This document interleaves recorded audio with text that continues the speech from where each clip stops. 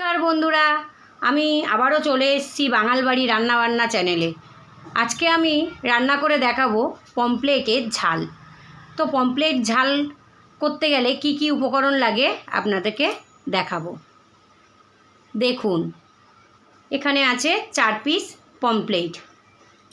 এটাকে আমি লবণ দিয়ে হলুদ দিয়ে মাখাবো। লঙ্কার গুঁড়ো দিলাম, লবণ দিলাম, হলুদ দিলাম। এবারে এটাকে আমি মাখাবো। এই মাছের ঝাল বানাতে কি কি উপকরণ লাগে আপনারা দেখুন।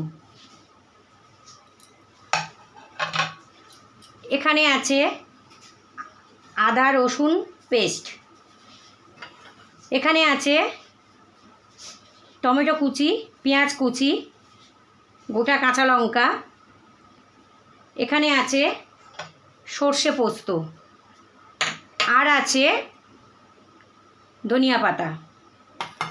তো এইসব উপকরণগুলো দিয়ে আমি রান্না করব।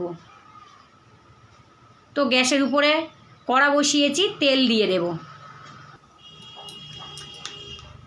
তেল দিয়ে দিলাম।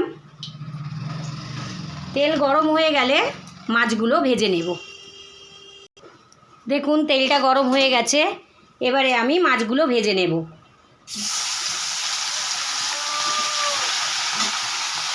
তো দেখুন বন্ধুরা, মাছ ভাজা হয়ে গেছে। এবারে তুলে নেব।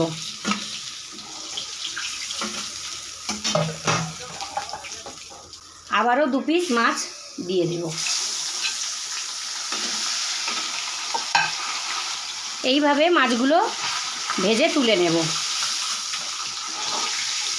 মাছ ভাজা হয়ে গেছে। এই তেলের মধ্যে পেঁয়াজ দিয়ে দেব।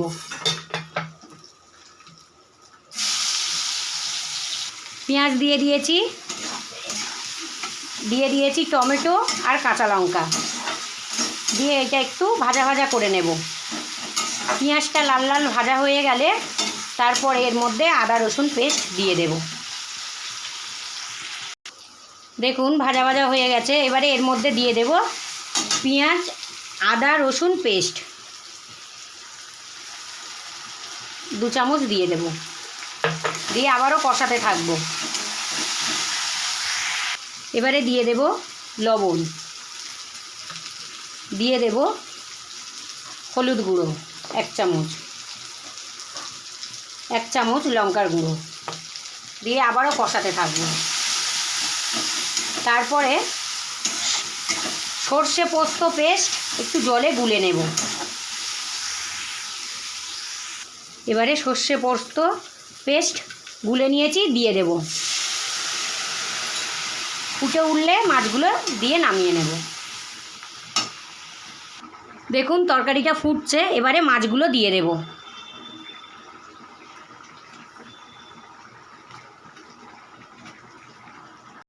উপর দিয়ে ধনিয়া পাতা ছড়িয়ে দেব।